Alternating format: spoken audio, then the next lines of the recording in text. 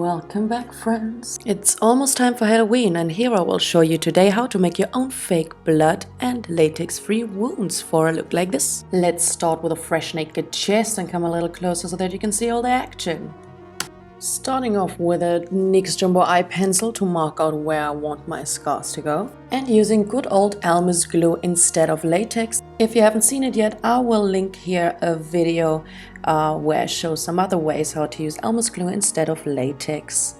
It is a non-toxic washable school glue, but still please do a patch test before you use it on your skin, just to make sure you don't have any allergies. Make sure to spread the glue evenly, and then I am impatient, so I'm blow drying it a little bit. Now I'm gonna violently tear apart a cotton pad and just use the fluffy little bits to put it on my tacky glue.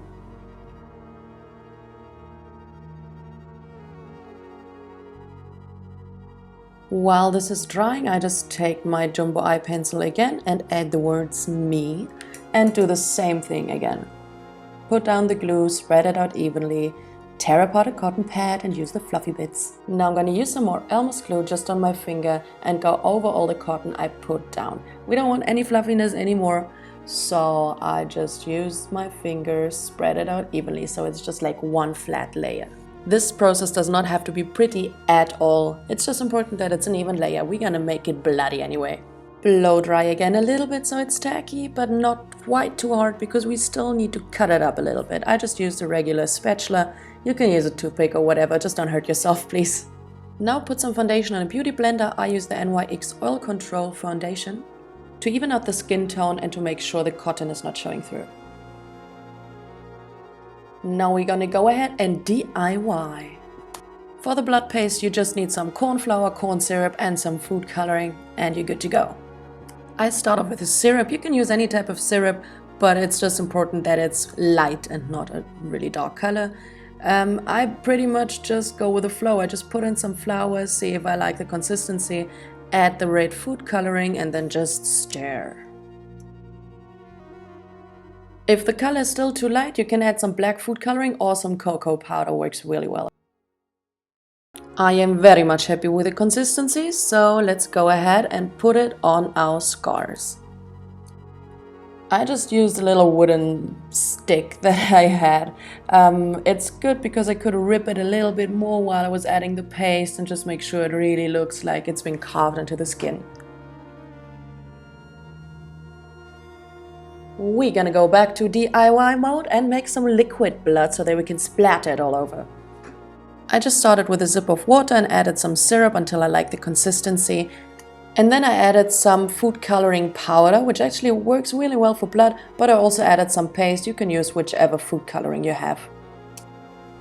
Same thing here, if it's too light for you, just add some cocoa powder and play around a little bit until you have it just right. And perfect! I thought a finger or handprint will look really cool, plus it's always fun to get a little messy. So I went ahead and just drenched my hand in fake blood and gave myself a little grab on the shoulder.